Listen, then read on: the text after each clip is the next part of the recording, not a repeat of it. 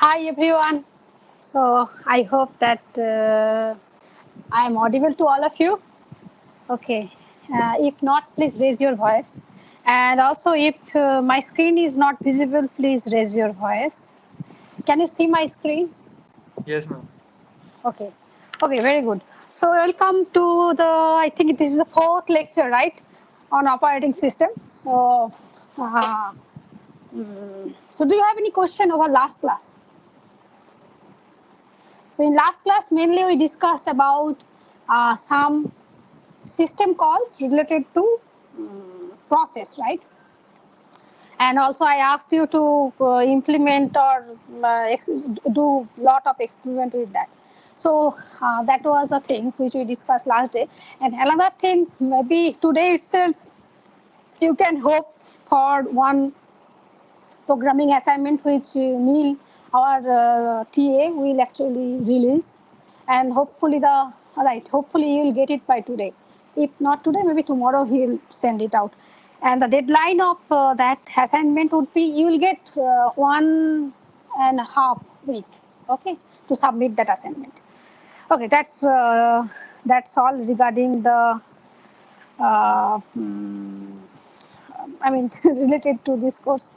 Okay, now let's come back to operating system course again. So yeah, in the last class we discussed about system calls, right, in detail.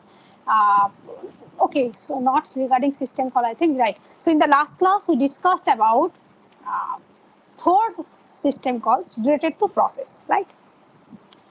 And if you remember, we told that those system calls are basically the interfaces, right, for the user, right? Evoking those system calls, one can actually interact with the machines. Means it can interact with the machine in such a way that it can perform some privileged work, right? So in general, privileged works are not allowed to do for the process on its own, right? So as we discussed in the last class. So today we will see so what kind of mechanism you should have to enable such things. Okay. So in other words, if you have system calls, then of course they are not same as function call, right? That also we pointed out in the last discussion. So we are going to see how they are going to be different from the function calls, right? So what kind of mechanism in our sense, low level mechanism, the mechanism which we are going to talk today, they are basically low level mechanism which your system should have, right?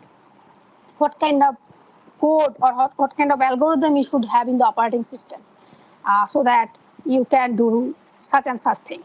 Of course, you need the help of the hardware. That is also, I mean, without hardware, maybe sometimes it's not possible to do all the things, right? Sometimes you need the help of hardware. That also we'll see. So today, the main objective, to discuss in this class are twofold. One is we will see how we are going to handle system calls, and the second important thing is basically how we are going to handle context switch between processes. Okay, so if you remember, we have multiple process running in our system, right? And all the users, means if you have, let's say in my system I have my MS Team running, then another PDF slideshow is running on, right? Maybe in the background I might have some music running on, but we as user never bother about, so how they are executed, right? We think that okay, all of them are executed simultaneously, right? So this kind of illusions are there, right?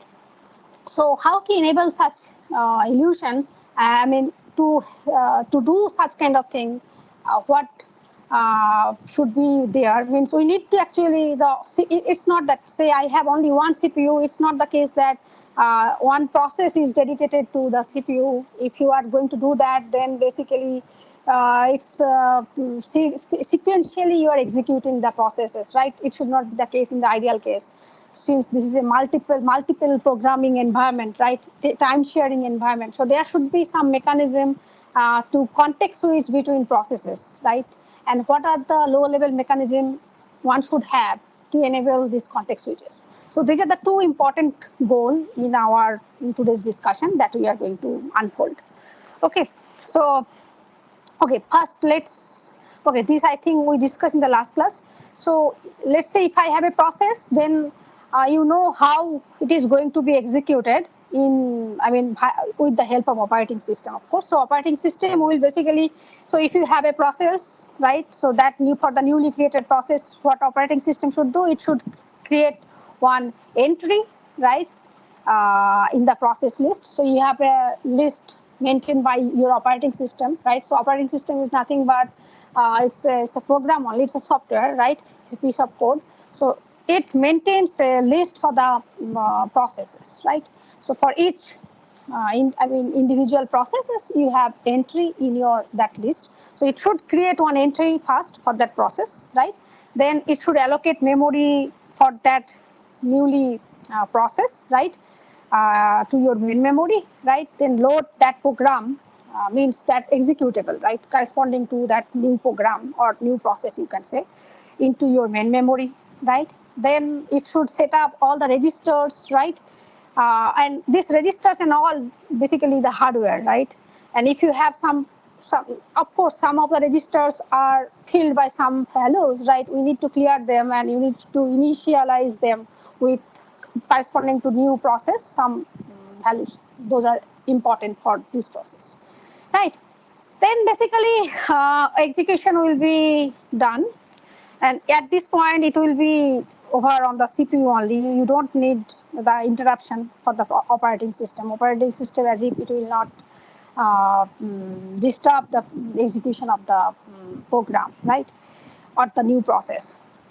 Once the execution is done, completed, then basically the control will turn back to the operating system, right? And operating system will free the memory of that process, right? And of course, remove the entry from the process list, right? So that's the simplistic environment when you have only one process, right? That's the simplistic, much more, that's the simplistic thing which you can have, right? If you have only one process in the scenario. Okay, as I said, so here basically in this particular example, also we don't assume that you have in this program, the program corresponding to here. So we don't have any system call, right? If some system call is there, then of course the control should go back to the operating system somehow, right? So this is the simplistic assumption where in your program there is no system call. Okay, that is the situation. If that is the situation, then this is the execution steps, right? Okay. Now you know if you in your this process we might have several functions, right? And if some function are there, then how they are handled, that also you know, right? We know that corresponding to each process in the memory we have the stack part, right? Stack part is there, and that is basically maintained to enable you to execute function call. In other sense, let's say functions call are nothing but we also mentioned in the last class also. So function calls are like something like that. I have a right. So I have a main program, right? This is my main program. Some instructions were there. Now you have a function call, right? So and this function is, of course, it's defined somewhere else, right? So at this point, basically, when you are evoking this function, then basically you need to make a step jump. You need to jump here, right? You need to execute the code corresponding to function where it is defined, right? Of course, with respect to some values, right?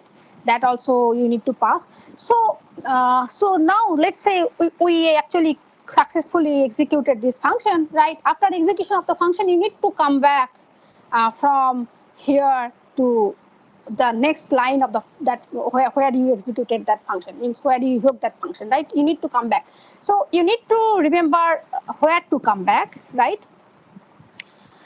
So how to enable that such kind of thing? Basically, what we do So when we make the jump, when we evoke one function, then basically we remember the address location of this, means the previous PC value, right, into one new stack frame, right? You just create one stack. I mean, you create a new position in your stack, means right? You have, so you know how stack is.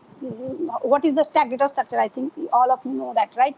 So you always insert something at the top of the stack, and if you want to delete something, we pop out from the top, right? So that's the stack. So the same thing which we are talking about here, that is the same thing. That data structure we are maintaining here, and basically that. So the PC value, the address location of this, right? When we are jumping to here, so before jumping into that position, we are going to store the address location of this to this new stack frame. Okay. So basically, this will enable you, once you perform this function call operation, once you are done, then if you just pop up this memory from the stack, right, then that value will give you the this location value, and you can directly make your program counter value just one instruction after that, right? So in that way, actually, we maintain or we enable function call, right, with the help of stack in your.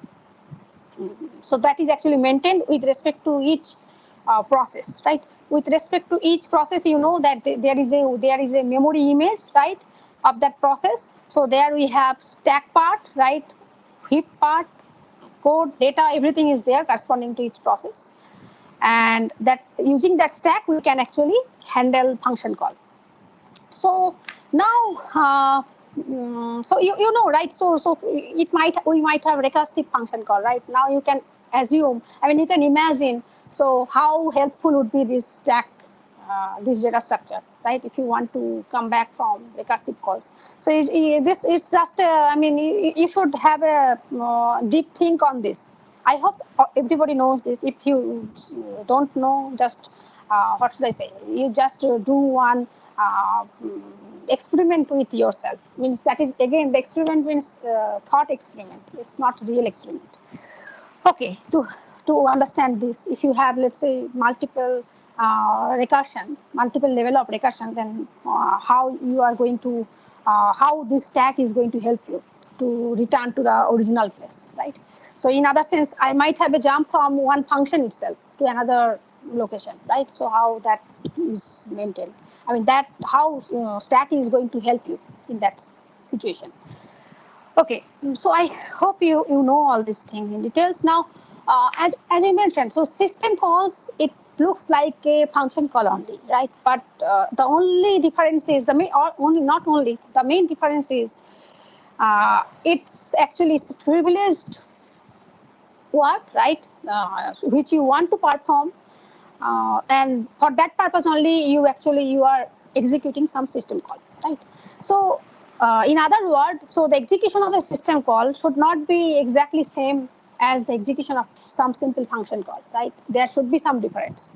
So for example, the first difference is, as I mentioned, so this is the difference, means this is a privileged instruction. So if you want to perform one system call, of course, you need to inform the CPU that, okay, so that user bit, if you remember in the last class we discussed, there is a one user, sorry, not user bit, mode bit, right? So mode bit is there, one bit, which is maintained in the hardware level. So that bit, if that bit is 1, then it is actually in the user mode. If it is 0, then it is actually in the kernel mode, right? So we need to change that bit to inform the CPU that, okay, the system, now it is a privileged work, it's a system call, right? And that should be executed in privileged mode. That's the first difference. So, but that's not the only difference. Now, if you understand, there should be some similar mechanism, right, to come back. So system call, if you remember, so instead of this function call, right, so the same thing, some system call is there, right? So system call means it corresponds to that there should be some code, right? And that code is basically, it's maintained by your operating system. It's not the code corresponding to your user program, right? So, so that's another difference. So you need to jump somewhere, right? And of course, after completion of your this system call work, means after performing the operation of the system call, you need to come back to the original position, right? So in other words, you need to remember from where you made this jump, right? Because there you need to come back once you finish the operation of the system call. So now the question is, so of course you need to maintain some stack for that purpose, right? Similar way we did it for the function call. Now the question is, so where should you maintain this stack? So is it the same stack which we are maintaining for the function in the memory image of the process, right? In the stack, right? We know that there is code part, code, data, and stack. So in that same stack, are we going to use for system call, or something different we should use? That's the question. So maybe can you answer it? Maybe can you guess it? If we are going to use the same stack which we have corresponding to each process in its memory image. So in the address space, basically in its address space. So are we going to use the same stack or some different kind of stack we should use for system call? So that's the first question to answer. If you, I mean, I hope you have understood that the question. So is there any doubt, or is there any anything which you did not understand about the question? Can you answer the question? Dharmendra, can you answer it? Dharmendra, did you understand? Who else is there? Kartikeya is there. Akshay. Yes. Please feel free to interrupt, because I mean, the more you will ask me or more you will interact with me, the more you will learn. Otherwise, I mean, it's not complete, right? Learning will not be complete unless and until you have question. So you should have questions, right? And that question might be silly questions, or maybe something, right, which you did not understand. But there should be some question, or also if I ask some question, you should also interact with me. Otherwise, learning will be half process, not the complete process. So yes, do you have? I mean, will you answer the question? I hope you have understood. So the question was something like this: since we are actually making a jump for a system call, so after completion of the system call, we should return back to the same position, right, from where we made the jump, so that we can execute the next instruction after that system call, right? So in other words, we should remember that snapshot of your process somewhere, right? So if you remember, for function call, we actually remember this snapshot in the stack of the regular address space of a process. Okay. Another question was, will you do the same thing when we are going to evoke a system call, or we should do something different? That was the question. Okay, since you are not giving me the answer, or maybe you are silent, so I am telling you the answer. So here basically we should not actually rely on the user stack. Okay, so because this is a privileged instruction, right? So we should not, so that's why operating system actually doesn't rely on the user stack, or that in the stack of the address space of a process, right? Rather, it maintains stack in its kernel mode. So what is the meaning of that? Means operating system itself is a you can understand. So operating system itself is a software, right? So it should also have some data structure, right? If you remember. So in that kernel level, right, corresponding to that the operating system level, it maintains its own stack for that process. Okay. And there basically, when we are going to execute the system call, so it is going to maintain from where we have made the jump, means where to return back. That information, that snapshot information, it is going to maintain in the kernel level, kernel stack. Okay, so that is another difference between execution of system call and function call. Okay, so in the kernel stack, we are going to maintain this information, right? So I hope you have remember the PCB, program control block, right? So that's the data structure, right? It means it's actually there also we mention about some CPU configuration and all, which we need to remember if we are going to make a jump or something like that, right? So so that stack basically so in the kernel level we are going to maintain for corresponding to each process one stack. Okay, so there we are going to remember from where we have made this jump. Okay, so that we while we are going to return back when after completion of this system call, we can actually go back to the correct position. Okay. Okay, that was this question. Another question which I have in my mind. So that is basically so if you remember, functions, right? Functions are defined in the user program itself, right? So the address location where that function is defined, so that is known, right, to the process, right? Okay. Now, how about the system calls? So, system calls are defined by defined in the operating system code, right? System calls and all.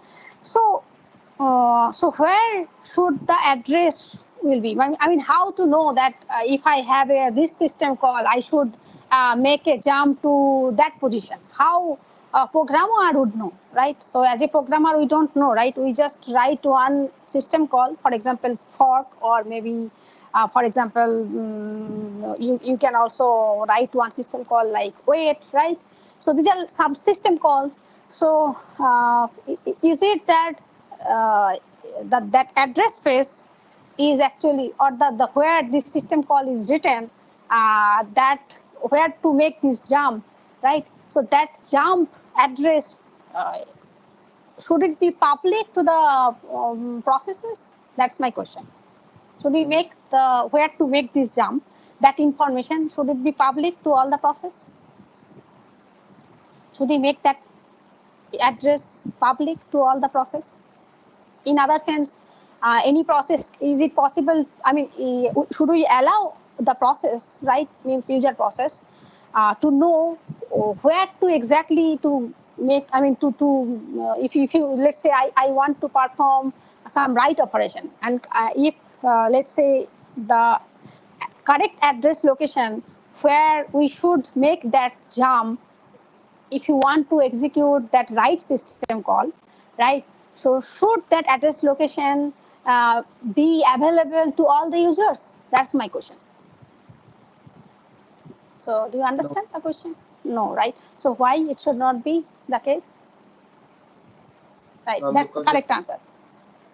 Because other processes can then access other parts of the memory from their own. Right. So it should not, right. So basically, if you are allowing that process to be, I mean, if that address is actually, if you are making that public, then basically the trouble is system calls, any process can execute one system call, right? There is no problem with that. And basically, if you know that this system call is written there, right? So what one process may try, that the process may jump over that where that system call is written in that address memory. It can actually go there and maybe it can rewrite or modify that code itself, right? Whatever. So in other sense, let's say the operating system level, some system call is there in some, I mean, what is the main purpose of system call is to do something, but there might be some hacker who knows that this system call is actually written over there in the memory, right?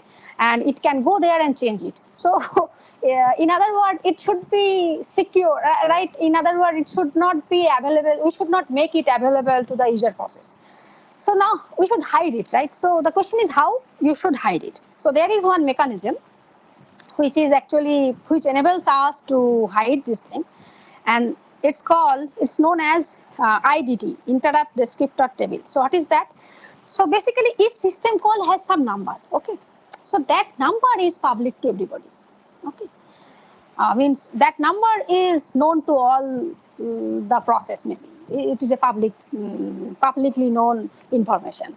But corresponding to each interrupt or maybe the system call, that number, right?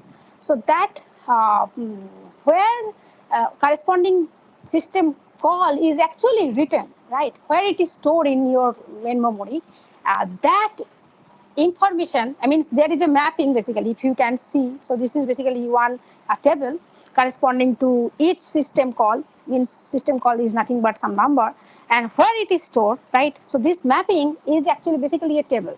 Okay, so this table is known as interrupt descriptor table. So that table is basically, it's in the boot time.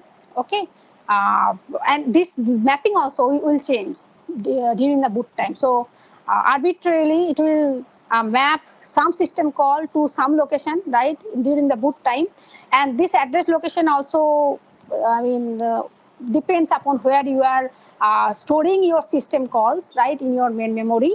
And according to that, this map table will be changed, and this information is basically secured information. Okay, so in the hardware level, basically it is stored somewhere. Okay, this interrupt descriptor table.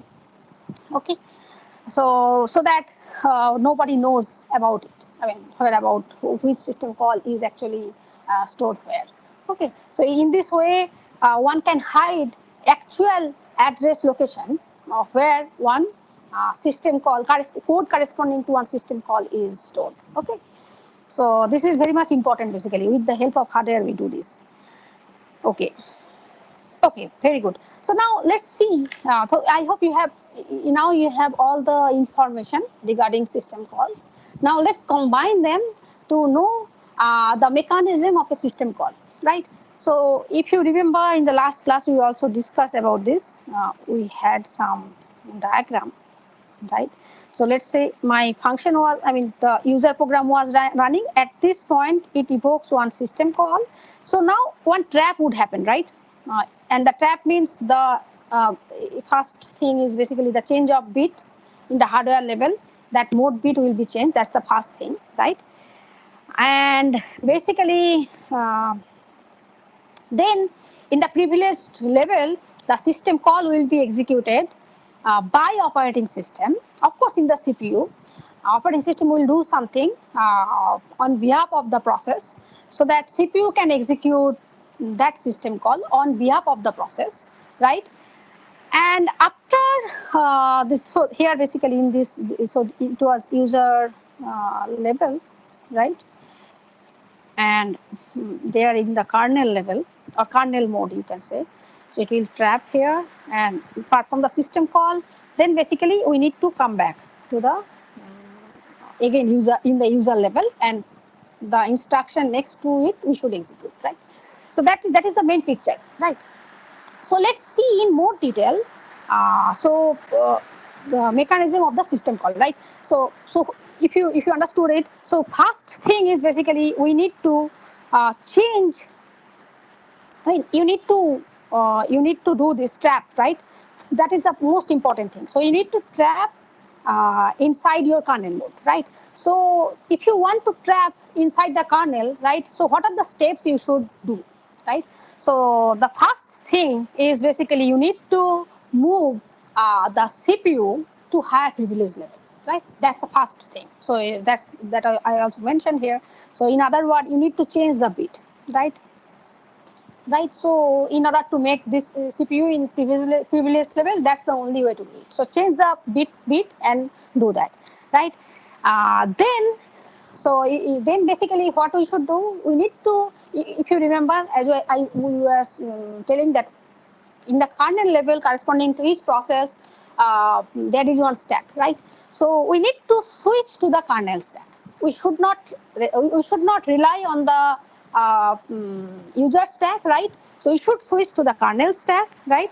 And there basically, we should save the context of the process, right?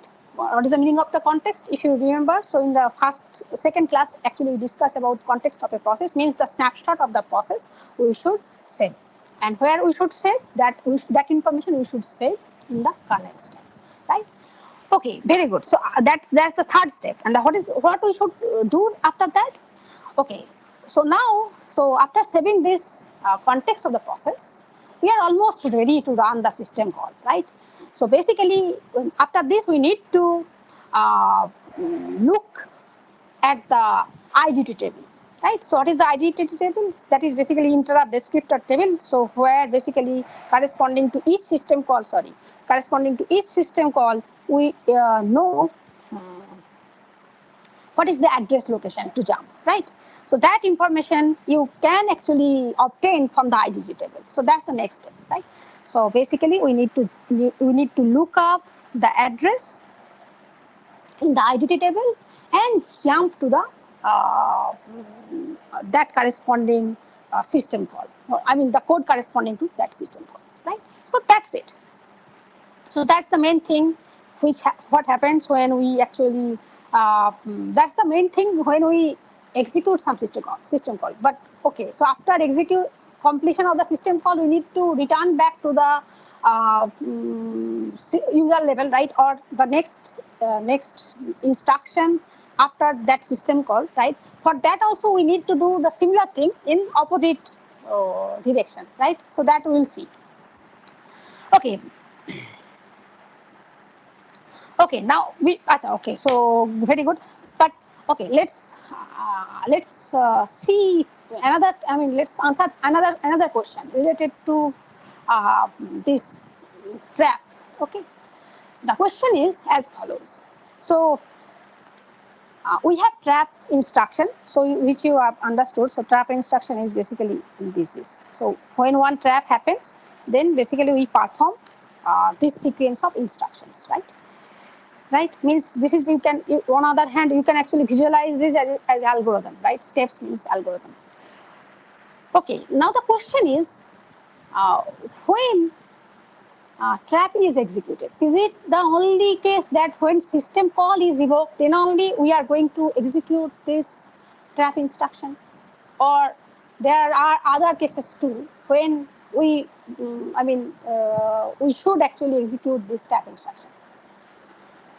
So I hope you have understood what trap instruction is. Trap instruction means, so when you need to jump from user level to kernel level, right, or user mode to kernel mode, then basically you need to perform a sequence of operation, right? So that sequence of operation we are actually referring as trap instruction, right? Means you are trapping into the kernel mode. So the question is when we should perform this trap instruction. So you understood that of course we need to perform trap instruction when we are actually executing, when we are about to execute some system call, right? Is there any other occasion when you might actually need to execute this same trap instruction? So that is my question. So do you have any answer for that? When are the other cases it might happen that you need to actually perform the trap instruction?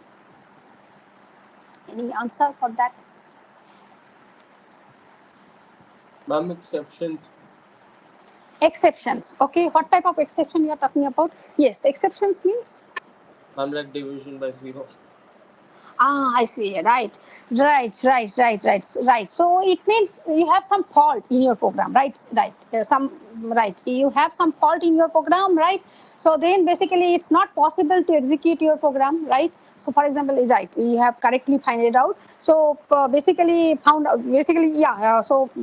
it might happen that you have performed some illegal operation, right? So and program fault happens, right? In that case, where to go, right? So that's so you don't know from so when this program fault happens, we don't know, right, what are the next process or what are the next steps to follow. So rather than we need to actually go back to the kernel level, right, so that operating system can decide what to do, right? So right, so that's another option when we should perform the similar kind of trap instruction, right? So is it visible now? No, right? No. I think. Achha, good.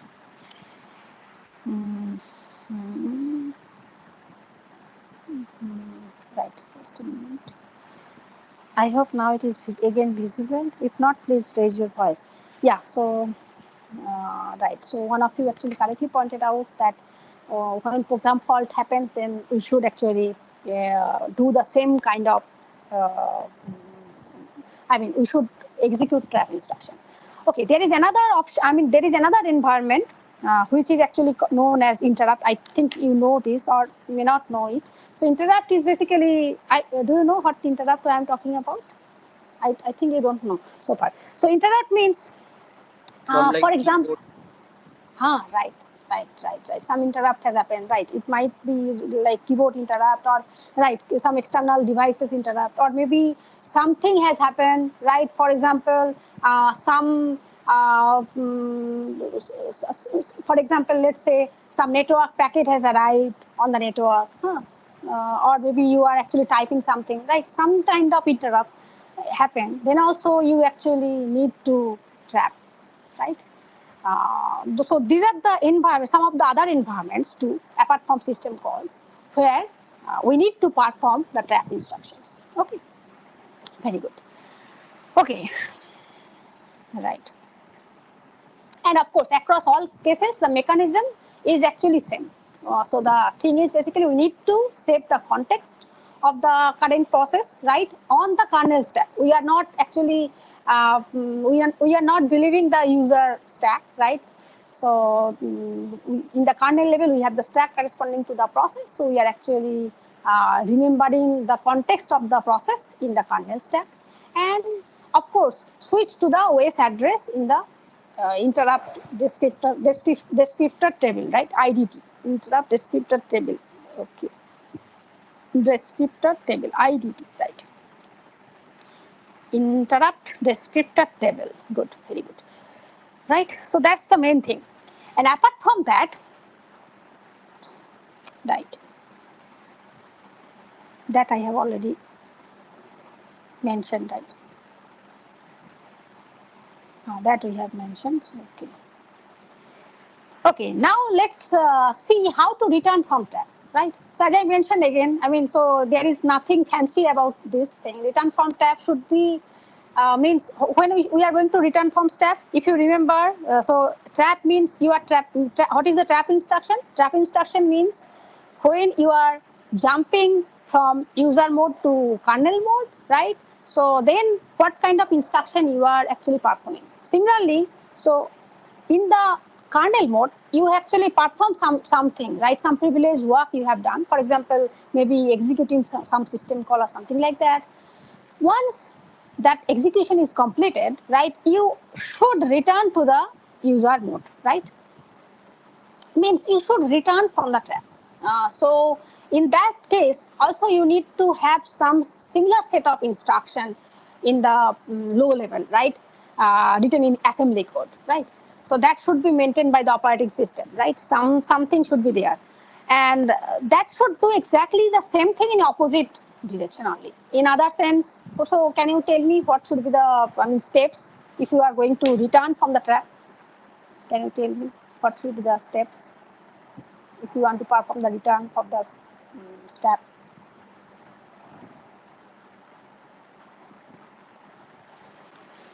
Can you tell me?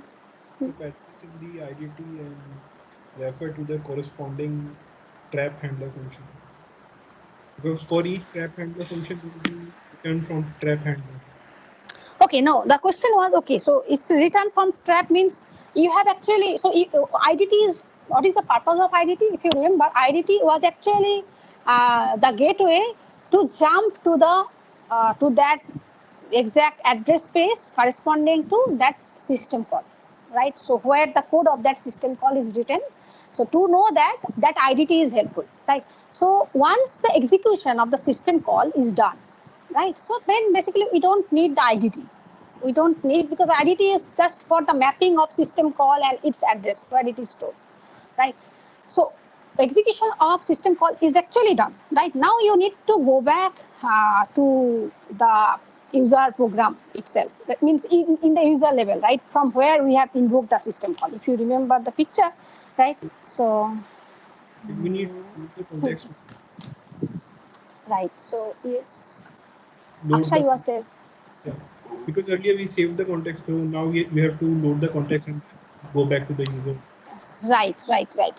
So the first step should be basically, if you need to go back to the original position, right, you need to restore what was my previous previous status when we came from the user mode, right, because we want to execute the next instruction in the process, right, in the user process, whatever it is written. So basically we need to restore that information, and how you can restore it? From the kernel stack, right? In the kernel stack, we remember that, right? The context of the process was actually stored. So basically we need to restore that context of that CPU from that kernel stack, right? Corresponding to the process. So that should be the first step. Okay, so once you restore this, then basically you need to change the mode, right? Because you are going back to the user mode. So you need to inform CPU that, okay, CPU, now you are not in the privilege mode, you are not going back to the user mode, right? So you need to change that bit corresponding to that mode bit. So that's the second step, right?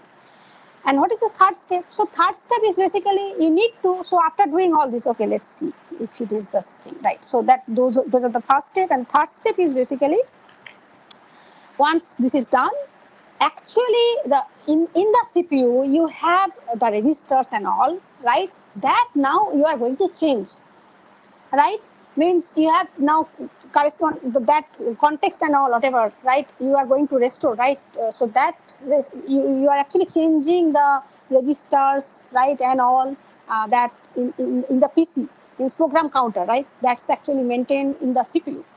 So you are restoring the value in that PC program counter, and basically jump to the user code, right? Now the operating system is free, right?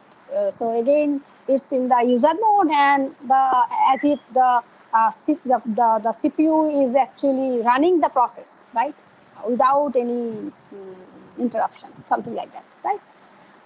Right, and all these things, whatever it happened during this time, right?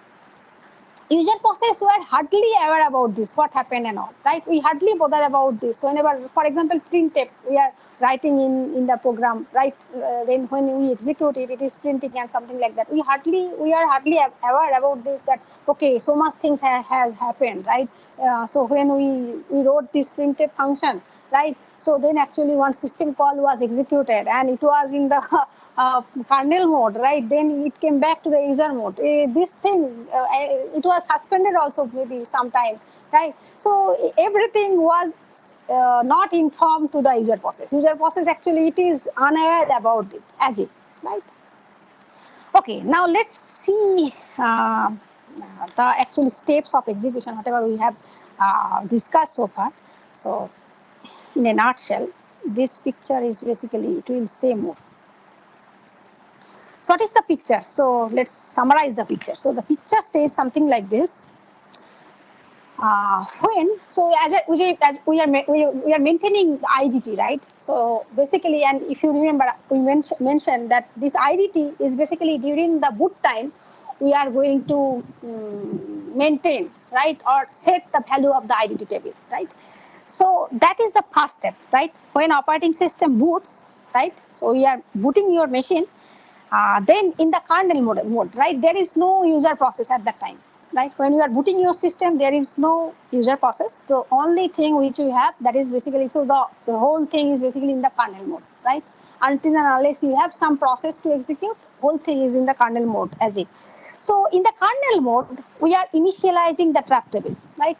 So when this reboot happens, so in the reboot time, what we are going to do, we are actually storing this in the operating system, whatever the codes, whatever the system calls, the instruction corresponding to each of the system calls, we are actually loading into the main memory, right? So, and the corresponding address, right, which system call is stored where, that mapping, that is actually stored in the IDT table, right? Right. So that trap table, we are actually going to initialize it. That is the first task. First step, right? And how do I actually remember this information, right? That identity table is actually maintained in the hardware level. Okay. Once this is done, right, then OS is basically running in the kernel mode, right? So of course it initializes its data structure, right, corresponding to process, right? And if some process is created, then it will create one entry for the process in that process list, right? And you know the steps of this. Means if you want to run some program, right, then basically these are the common steps which we discussed there also in earlier steps of execution. The same thing we are going to do, means allocate memory for the program, right? Then load program into main memory, right? Then next step maybe set up the user stack, right? Then fill kernel stack with corresponding register and PC value, whatever you have, right? Then we should return from, we should execute the instruction corresponding to return from trap, right? Because you need to give the control to a process, user process, right? So that is performed. So it means what we are doing, we are actually restoring the register values and whatever you have from the kernel stack, right? And we are changing the mode bit, right? So move to user mode and jump to the user process. Means the first instruction or whatever you have in the user process. Means let's say it's main. It's symbolically it is main, but yeah. So the first instruction which we need to execute for the user process. There we jump, right? Now if a system call is there, right, we need to trap into the OS, right? That trap is happening. So it means we need to perform the trap instruction that we already know what are the trap instruction, right? That we discussed that in detail. Okay, now in the kernel mode we have to we perform the work corresponding to that system call, right? That system call might be related to creating a new process, right? Or maybe something write instruction or read instruction, whatever it is, right? So we are performing that. So once it is done, then basically we should return to the user mode, right? So in other sense, we should return from the trap. So we should perform the list of instruction needed to return from the trap. So those are these things which we are doing in the hardware level, right? Then basically again we continue, right, to execute our program, means the process, instruction corresponding to the process, user process, right? So if again trap happens, then we will do the same thing, right? And if maybe the program is actually completed and you are actually executing the system call called exit, right? Then again trap will happen, and what in the kernel mode we need to free memory corresponding to that user process. That is happening over here, right? So this is the system step by step things which happens if you have one system call in your process, right? And it's starting from the booting, what we should do, that also we mentioned, right? So this is the extra thing, means this maintaining one IDT table, right? That's the extra thing. And of course, trap, right? This trap, this is called trapping, right? And this is return from trap. These are the extra 2 steps you need to do. So you can see, so whenever you have some system call, there is a burden, right? So basically, these are the extra operation you are doing. These are the extra operation you are doing, right?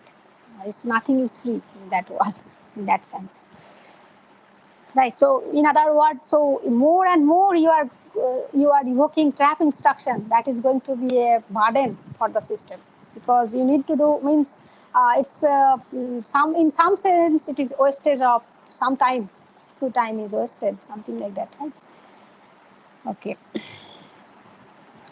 Okay, now, so as we mentioned, we have 2 things to know in this class. One is basically how to handle system call. That is okay. I hope you have understood it. If not, please raise your voice. Okay, now we are moving to know how context switch happens, right? Means there are several processes, right, running on in your system. So now we need to context switch in between the processes, right? So we need to know how the context switch happens. Okay, is it same or is it something different, or why we should do at all context switch? Those are the questions which we are actually going to answer here. Okay, the first question is, let's say some trap happened, right? For example, here trap happened. Then during the trap means, right, basically, let me,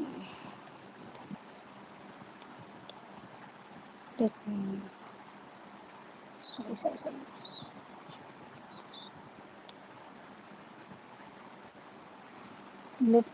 Let us see this diagram again, so that you can understand it in more detail. Okay, let's come back to this picture again. So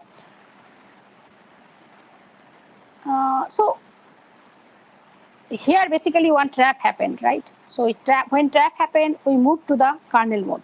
Then we perform the system calls corresponding to, on behalf of the process in the kernel mode, we actually execute the system call, right? Now we are returning back to the user mode, right? Now the question is, so when you are returning back to the user mode, is it the case that we should always return to the same user program?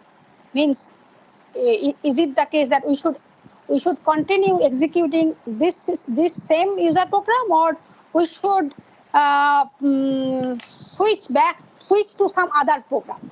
Okay, should we always return to the same user process, or should we or maybe something different user program we should handle? So what do you think? Should we return back to the same user process from the kernel mode? Sometimes it's not possible at all to return to the same user process. Right. So when it is not possible, good, very good. Sometimes there are memory issues, other times there are segmentation faults. So in that case, there is no return at all. Right. Good, very good. So basically the answer is no, right? So here we are not returning, we may not return to the same user process when we are coming back to the kernel mode, right? Correct. And right. Basically, before returning to user mode, OS basically checks if it must switch to another process, or it should go back to the original process. As you have pointed out correctly, sometimes basically it is not at all possible to return back to the same process, right? And the situations are like this. For example, let's say some process actually it's dead process, it's exited, right? It is terminated, right? Or it's maybe the termination was by invoking the system call exit, or maybe it was by segmentation call, or maybe some program call, something like that. Then it is not possible to return back to that same process. So you should actually switch to some other process, right? There is no other way, right? Or maybe the process is there, right? It might happen that the process is still there, but it has made some blocking system call. For example, if you remember, in the last class we discussed about one system call known as await, right? So which will keep the parent process wait. Means it will block the system, block the parent process until and unless child process is finished. It is not allowed to execute. So right. So if you are evoking await system call from the parent process, so in that case, basically there is no way to go back to that same process, right? We should actually wait for the child process to finish, right? So these are some of the environments when basically it cannot return back to the same process it left, right? And in such cases, OS perform context switch, right? Means it should perform some set of instruction again to context switch from the old process to some different process. That different process might be completely new, or some old process, for example, child process, it was actually there, let's say it performed some of the tasks, but it has not finished completely, right? So in that case, we need to wait, right? So some other process you need to context switch. Okay, so these are the cases when you cannot return, right? Now the question is, okay, let's say I can return to the process from where you have come back. Then also, it should not be the case that you should return back to the same process, okay? even if the process is still there, the operating system might not allow you to go back to the same process. Okay, so and even if the process is not blocked, it is a ready process. Then also, okay, let's say I have come back from some process, right, and the process is not blocked. The process is active process and ready, right? Then also operating system might not allow you to go back to the same process. So can you tell me why and when it might be the case? When and why? Can you tell me? I hope you have understood. This point is clear, right? Sometimes it is not possible, and sometimes operating system will not allow you to go back. Can you tell me why? If it's already been learning for a long time, then Right. others So won't that get the chance to run. right. Good. Basically, you're right. So it might be the case the process has run too long, right? So it should not basically allow you to run at a consecutive state, right? Then maybe that process is making the whole system full. It might be the case, right? We should not allow such process to run for a long time. For example, let's say we have written some infinite loop, right? Unnecessarily, it is so unnecessary. The process is active; it's doing nothing, but it is killing the CPU time, right? Resource. So we should actually, there should be some way to not to allow such process for a long time, so that other can get chance, right? So this is one example, right? Where basically you should, even if the process is not dead, it is actually ready process. Then also you should not jump go back to the original process, right? And of course, you are multi-sharing, right? It's a multi-sharing environment, so or time sharing, right? So if you want to enable time share, then basically you should not always you should not go back to the same process because you are time sharing the CPU. Okay, very good. And in those cases, basically you need to perform context switch, right? So that we'll see in detail. So when this context switch happens, right, then means you need to go back to some different process. Then operating system actually has a scheduler. Okay, a scheduler is again a piece of code actually. So it has two parts, right? So one part is we need to decide which process we should run next, right? And so it has another part uh, which actually that is basically the mechanism, low level mechanism to enable this context switch, right? So scheduler is actually responsible for two things basically.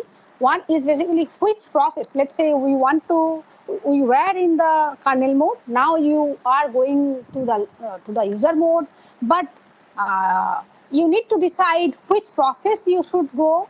Whether you should go back to the original process from where you have come or to some different process, right? That decision means policy.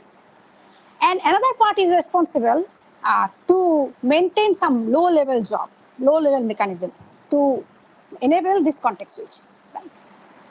So in this class, basically, we are actually going to see the low level mechanism, right? So like the low level mechanism which we actually learn to if you have some system calls, right? So what kind of low level mechanism we should have. Similarly, so when context switch happens, then what kind of low level mechanism you should have, that we are going to learn today. So in the next class, basically we are going to learn, we will see which process you should actually go, whether it should be the same process or which new process or old process you should jump. So that policy we will learn in the next class. Means this is again, this is known as scheduling. So that policy we are going to learn in the next lecture. But today we are actually going to see the low level mechanism for it. Okay. Okay. So now for switching between process, right? The question is how OS gain control of the CPU so that it can switch between processes, right? So for this, there are two types of approach. Okay, one approach is cooperative approach, and another approach is non-cooperative approach. So what is cooperative approach? So cooperative approach, it means you are actually relying that your process will make some system call or something, and it will on its own give up the CPU after some time, right? So it is, if it is going to give up the CPU on its own, then basically the operating system will get control automatically, right? For example, let's say I have a process which made some system call. So whenever the system call happens, then trap is going on. I mean, trap instruction, right? Trap is happening. Then automatically the control come back to the operating system, right? So at that, so now there is no question of, I mean, getting back the control, because we know the process is going to make a system call, right? So that's the cooperative approach. So operating system will wait until and unless some system call is happening, or maybe willingly the process is actually giving up the process, right? So that's the cooperative approach. Another approach is non-cooperative approach, right? Means the operating system will forcefully take the control. Okay. Okay, first let's see what is cooperative approach in more detail. I hope you have understood the cooperative approach. And this approach is basically, it was the approach used in early versions of operating system like Macintosh OS, old Xerox Alto machine. They also have the similar kind of approach to get back the control. Okay, they will not forcefully take the control, means operating system will not take the control forcefully from the process. Okay, so it will rely on the process that, okay, it will make something, either it will perform some system call, or maybe it will do some illegal operation, right? For example, divide by zero, or try to access memory that it should not access, some kind of thing it will do on its own. Then basically control will come back, right? So that's too much, what should I say, too much rely on the user process, right? Earlier days it had this kind of approach was actually maintained in the early level of machines that you can see. I mean, these are the examples. My question is, if you have such kind of things, such kind of approach in your system, so what would be the problem? So that's my question. There may not be any system call at all. The user can deliberately choose not to do system call, or maybe something that is valid. Right. Can, let's say there is a while loop forever. Right, without doing anything, right? So Yeah. just it is increasing, let's say, some counter for infinite time, right? Yeah. So and or maybe writing somewhere in the memory, right, for infinite. I mean, so it might do something like that, or even without doing something, just increasing some counter. So CPU time is wasted, right? It is never, it will send, that is unending loop, right? So there is no way to get back the control from that process, right? So the process is neither making system call, it is not making any error, or it is neither making any illegal operation, right? So it is just fooling. So this type of, so in earlier days, so, so if you have such kind of thing, we also, I mean, we saw this kind of operating system when we were student, right, like you. So as I mentioned in the, I think some of the days, so it is easy to fool the system. Somebody will like this never-ending for loop, and you are gone. So how to manage such kind of thing? Basically, you need to, if you the only way to stop such kind of thing is you need to reboot the machine. Okay, so that should not be the case, right? So that's why basically, right, so disadvantage is basically a process gets stuck in an infinite loop, then basically the only way to get back from there is basically you need to reboot the machine, right? That's the only way. So that's why cooperative approach is not used in today's machines. So we use a non-cooperative approach, means OS takes control forcefully, right? Okay, but now the question is how you are going to implement this forcefully controlled, right? How operating system is going, or maybe this operating system is going to get its control by force, right? So unless and until you have something help from the hardware, it might not be possible, right? How will you get the control? So here, right. So to enable this non-cooperative approach, means forcefully taking the control, there is one help we need from the hardware level.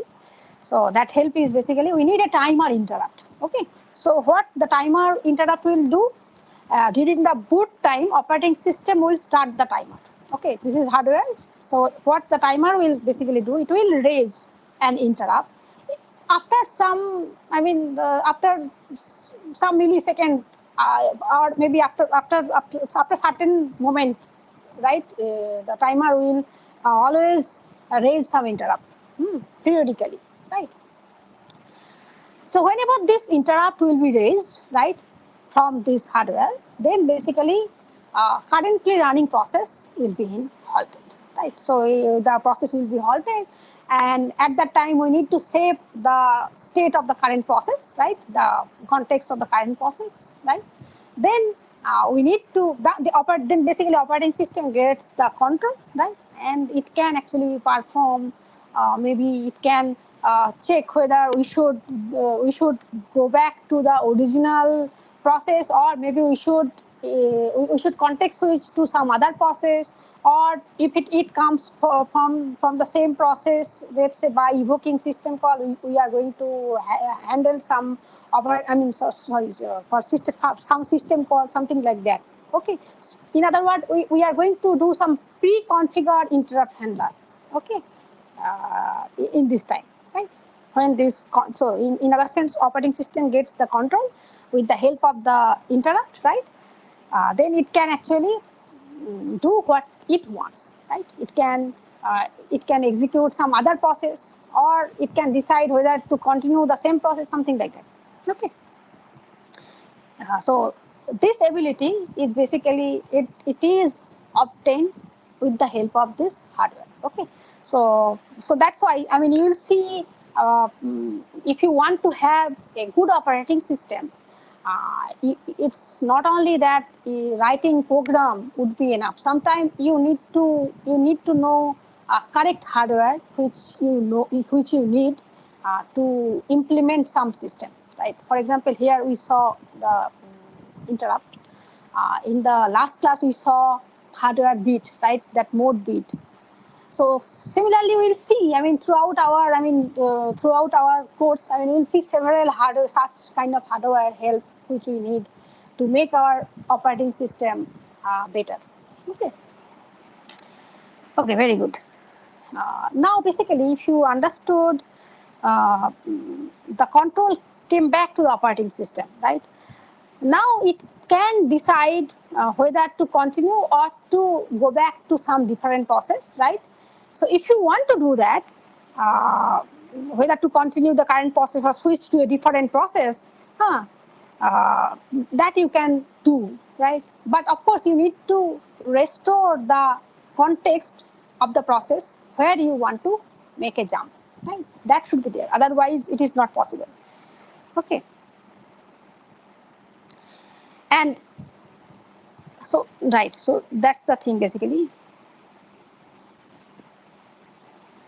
If the decision is to context switch, means if the decision of the scheduler is the scheduler, which we actually will learn the scheduling algorithms and all in the next class. So if the scheduler decides to context switch to some different process, right, then operating system will execute context switch. Okay. So again, what is context switch? It's again a set of instruction which needs to be performed if you are switching from one process to another process. Okay. So we'll see in detail what are the steps to be performed, or what are the low-level steps to be performed when you are performing context switch. Okay. So what are the steps you should perform? This is basically the similar step which we perform when we when the trap is happening, right? Similar, but not same, not exactly same. So what is the difference? Okay, of course, when this context switch happen, right? We need to we are actually pausing some process, right? We are pausing some process and we are going to some different process. Okay. So since we are pausing that process, we need to basically go back sometime, right? Because that process is not finished, right? It might not be finished. So we need to remember the present context of the process, right? So in other words, we need to save the context of the current process again in the kernel stack. We are not relying on the user stack. Here we are actually again like before when the trap happened, then also we did the same thing. So this part is basically same. We are saving the context of the process in the kernel stack. So that's the first thing and same thing which we perform with respect to trap. Okay. That is done. Basically, with respect to the old process, that is done. Then basically we have the new process, right? And which process to execute, that information scheduler is giving you that this is the next process which you should run, means right, what CPU should run. So if you want to run another process, you need to get back or restore the information corresponding to that other process, right, from exactly where it was stopped. So from there only we need to resume that the other process, right? So if it is new, then it is okay. If it is, let's say, some half run process, then also you need to exactly go back to that the same stage. So basically, if you want to do that, then you know, right, you need to restore for the soon to be executing process from its kernel stack. Again, corresponding to that process, you have each process you have a kernel stack. So you go see what is the value in the kernel stack, you pop that, right, and switch to that kernel stack for the soon to be executing process, and that's the thing basically, right? Nothing else you need to do. That's exactly known as context switching steps. Okay, does it make sense? So it is basically 3 steps. So in the first step, you just remember the context of the old process in the kernel stack. Okay, and in the second step, you just restore the context of the process to be executed soon, right?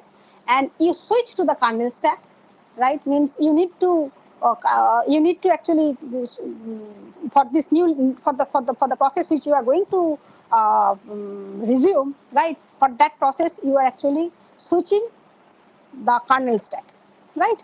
Then you actually perform. You just go back to the user level and do the same thing, right? Means execute that other process, right? In other words, the picture would be something like this. Okay.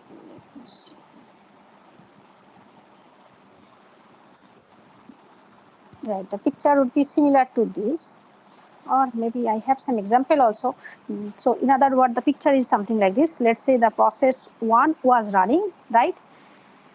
Then context switch is happening over here, means maybe by interrupt handler or something like that, the control is here, right?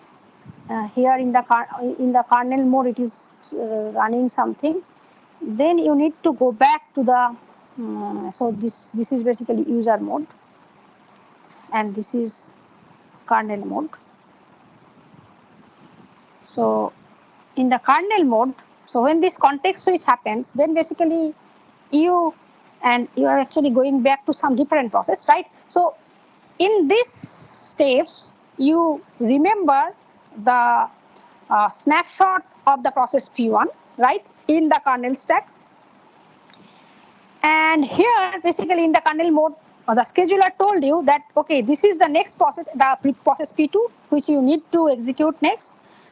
And so in the kernel mode, what you should do, you should see the kernel stack corresponding to this process P2, right?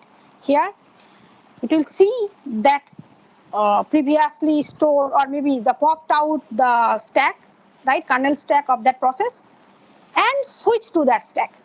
Then basically the PC and all, right? In the register, CPU and all, whatever the hardware, the things are, you are actually restoring it. You are changing the user bit also. That mode bit also is going to be changed, and you are coming back over here and you are executing the process P2. May not be from the beginning, but from where it was actually stopped, right? Okay. Now let us see with some example. Let us see with one example. For example, let's say I have a process A, which was actually it has moved from kernel mode. Okay, no, sorry. So right, process A has moved from user mode to kernel mode. Okay, and okay, it performs maybe some system calls or something like that. But operating system, after performing the system calls and all, maybe operating system or maybe the scheduler, in other words, operating system has many parts, right? So that part of operating system, which is known as scheduler, that decides that, okay, we must switch from process A to some other process B, okay? So if that is the case, then first of all, we should store the context of the process A on the kernel stack. That's the first step we should do, right? Then the stack pointer, right? That should point to the kernel stack of the process B, right? It's kernel's that stack pointer, which is actually a pointer which we mentioned earlier also. It's in the CPU, so that stack pointer should point to the kernel stack of the process B, right? So that you did. Then basically you restore all the context, whatever you have stored in this kernel stack corresponding to the process B, that you restore. Okay. Then that's done basically. Now the question, so now the question is this. So who has saved these registers on B's kernel stack, right? So we are actually restoring the context of the process B from its kernel stack. Now the question is, who has saved these registers? Means why this B's kernel stack? Who created? Right? We are telling that we are actually restoring the context of the process B from the kernel stack. The question is, who has saved this context in the kernel stack? Do you have any answer? Though the answer is very trivial actually. Of course, operating system did, right? Before, it might happen that this process B was actually, if it is new, then okay, it is a new process. So you have just initiated it. So you know that again, that initial kernel stack should be there. So you don't need to worry about that. And if it is a half run process or something, right? In the mid, it was actually context. So sometime back, it was context switched, right? At that time, operating system actually saved the context of it in the kernel stack, right? Good. Okay, very good. So once this is done, means once this restoring is done, then CPU is running the process B. Sometime in the kernel mode, right? Now you need to return. You need to perform the instruction corresponding to return from trap, which we actually discussed, right, already. So that you perform, then you switch to the user mode of B, right? These are the steps when context switch happens, right? I hope you have understood it.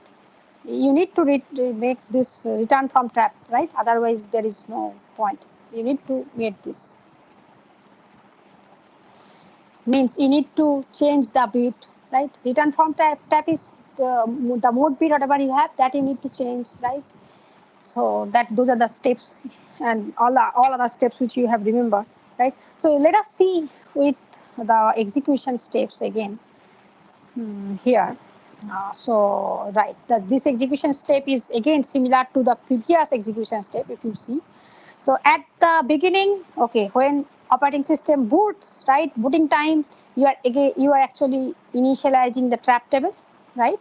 You are remembering the address of the system calls, and with addition to that, here is one addition. In the hardware level, you have a interrupt, right? You have a timer, right? So interrupter in other sense, right? So operating system will basically start this timer, right? So this timer is basically interrupter, right? It will interrupt after some certain intervals periodically, right? And this is the new thing, right? To enable non-cooperative, to enable the operating system forcefully take the control, right? You are not believing that processes are so good that they will release the control or release the CPU after some time, right? It might not happen. So that's why you should have this timer. This is the new part, right? So, and operating system should, during the boot time itself, it should start the timer, right? Okay, so once operating system start the timer in the hardware level, the timer is started, right? And it will, of course, it will interrupt will generate. It will be interrupt will be generated after some certain interval, right? Good. Now let us see this. So in between, let's say we have actually operating system is running, some program is running. Let's say the process A was running for some time. Then due to timer interrupt, okay, we need to actually the operating system gets back the control, right? Then basically what we should do, the first thing which we should do is basically we need to save the context of the process A, right? This is that thing which we should do, and that we should remember in the kernel stack of that process A, right? And we should change the mode bit, right, kernel mode, and we should then jump to the trap handler, right? Then operating system gets back the control, then it handles the trap, right? If you understood it, then it will check whether we should jump to some other process, right? This is that routine, let's say, called the switch process. And if it decides that we should switch to some other process, then basically we need to perform the steps regarding context switch, right? So which is these steps. Means we should save the registers corresponding to registers value or context whatever we have to the proc structure of the process A, right? So the proc structure is the same proc structure which we discussed in the second class, right? Then we should restore the registers and the proc structure registers and register value of the process B from the proc structure of the process B, right? Right. Then switch to the stack of the process B, right? And then the return from trap will happen, and there basically this instruction, in the hardware level you should do, you should change, or you should change the register of the CPU, right? For example, the stack should point to the kernel stack of the process B, right? And you should change the mode bit now. It should be now in the user mode. So from 0, make it 1, right? And jump to the process B's program counter, right? Right? Then basically in the hardware level or in the CPU, basically it will run the process B on its own, right? So I hope you have understood this context switch. So if you understand this, then basically this is a very, what should I say? This is a robust mechanism which operating system made so that process cannot make something illegal, right? So for that, basically we have the system calls, right? Means if it wants to do something, some operation which is basically privileged, you should invoke some system call, and for that we have some mechanism, low-level mechanism to enable that. And not only that, if some process is actually fooling you by taking all the CPU time with it, you should not allow it, right? The operating system has some control over this, means it can control that it should not do something illegal, right? So this is the mechanism so which allow the process to do what it wants, but it should be legal operation. It should not be illegal operation, right? because operating system doesn't know what type of instruction it might have in the process, right? So there is no way to check before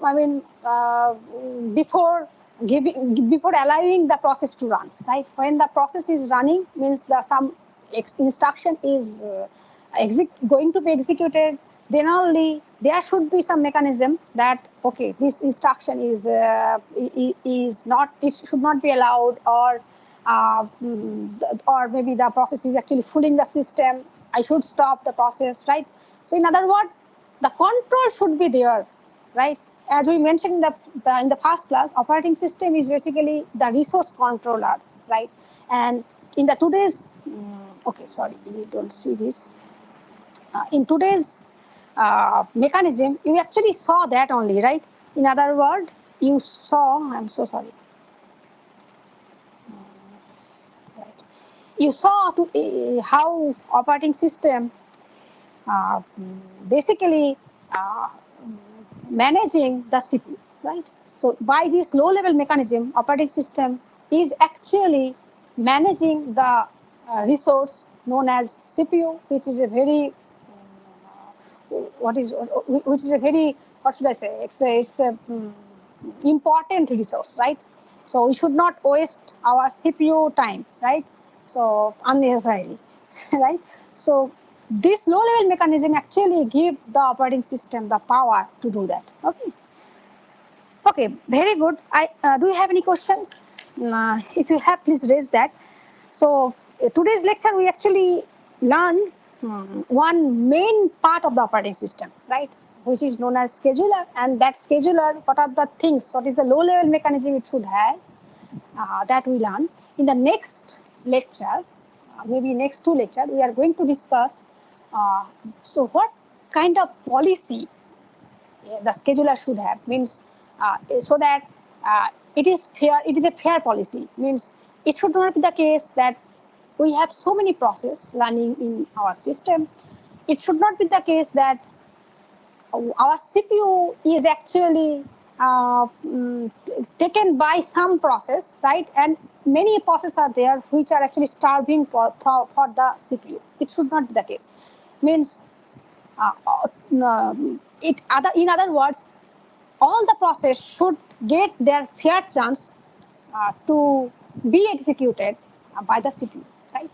What kind of policy should have so that there should be fairness and there should be efficiency and all.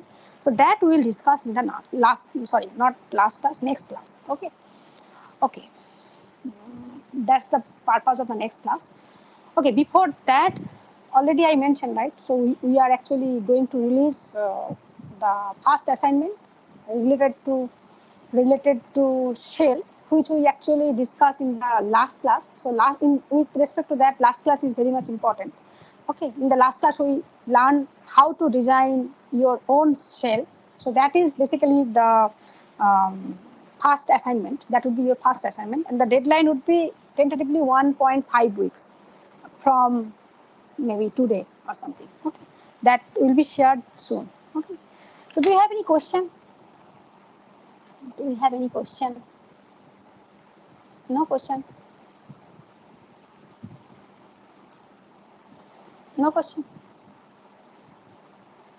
Can we use any language? I did not understand. Oh, Akshay, can you repeat your question? Can we use any language for the assignment? See, so okay, so that is an important question. So this is regarding system calls, right? You throughout the assignments, most of the assignments, for example, this shell. So here also you are actually going to execute some system calls.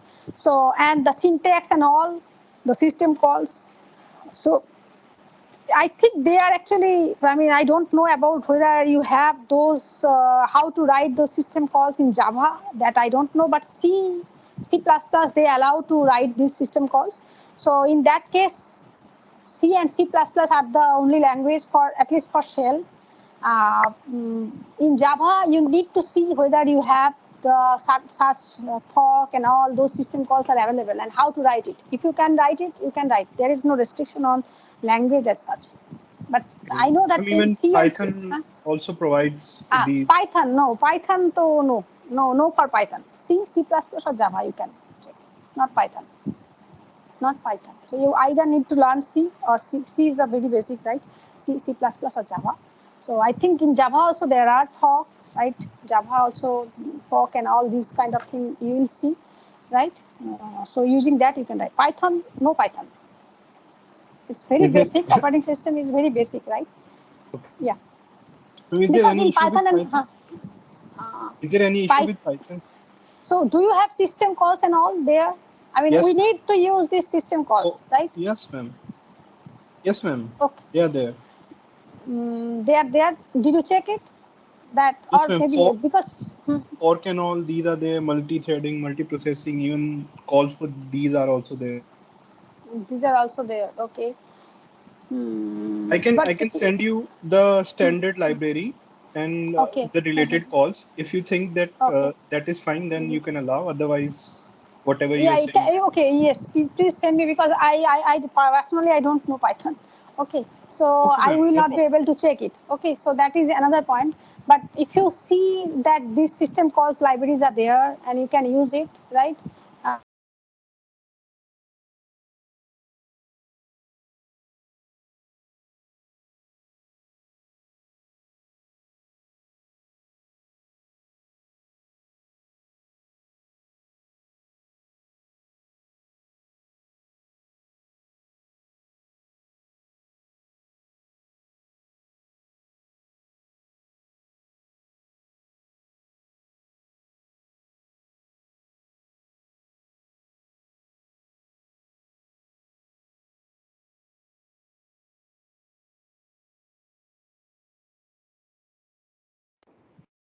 Okay, can you hear me? I think my call is dropped in my iPad, but I still can.